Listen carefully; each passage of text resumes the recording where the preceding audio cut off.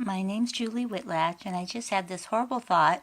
For any of you who have never and will never read Traveling Home to Happiness, a little book I wrote, I have to give you this information. Um, at the end, there are three keys to happiness, and if you never come to know it, you have to have these. So the very first one is true friendship, and true friendship in this case certainly is with another being, a friend, but more importantly, it's about being friends with yourself and treating yourself with love and respect. And, I really think, when I look at the headlines and look at the news, I really think that part of our problem in this world nowadays is we've lost self-respect, and like young people are slashing out and doing awful things like shooting up schools and disrespecting their teachers, and I just think we've sort of lost our way, and that's what this book is about. So the first thing, the number one thing, is being true friends with yourself. And I don't mean being egotistical. I don't mean that at all. I just mean treating yourself as you would a best friend, being just that alone. So, and this is going to be kind of quick, kind of a Cliff Notes version. The second one is freedom of forgiveness. When I first wrote the book, before it was published, I read it to many, many people, all grown-ups, all, people between probably 30 and 90. And the part that got most people, many, many people, was the freedom of forgiveness. And the thing is, you cannot force somebody who has wronged you to say they're sorry and ask for your forgiveness. You can't force them. And so people, I think, sometimes get kind of hung up in that, and they hang on to anger and hurt because they're waiting for an apology that is not going to come. And part of freedom forgiveness is forgiving whoever has wronged you, forgiving them whether or not they, give you their apology or not. It just, it would be lovely in a perfect world that would happen, but we don't live in a perfect world. So it's forgiving people that have wronged you. And equally as important, forgiving yourself for the wrongs that you've done, because we have all done wrongs. We have all. So, and when, that's just such a huge gift you can give yourself. It's just so huge. If you are holding on to some old wrong, it ends up being on you. It really does, because at some point in time you need to move on. Some point in time you need to forgive them, whether or not they ask for, give you their forgiveness, whether or not they ask for that. You need to forgive them and move on. And again, like I said, forgive yourself for wrongs that you've done. The third, and to me the most important, is optimistic love.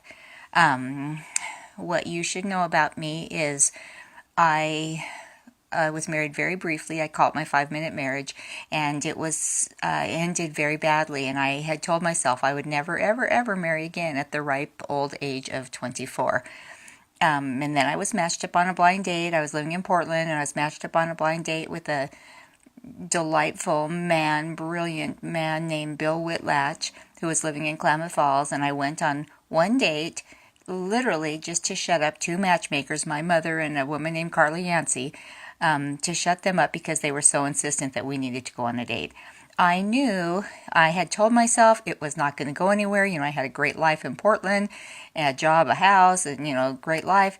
And more importantly, I didn't want to get involved with somebody I certainly wasn't going to get married again.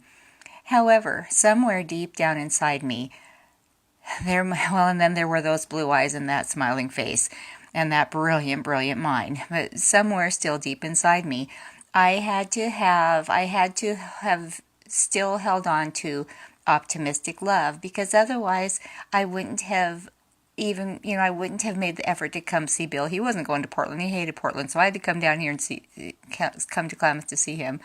And I wouldn't have made the effort, but there was something special there. There was something very special. On our first date, he told other people, and he later told me, he knew we were going to get married. So if not for optimistic love, that would not have happened. If I would have known 27 years later, he would be killed in a plane crash suddenly.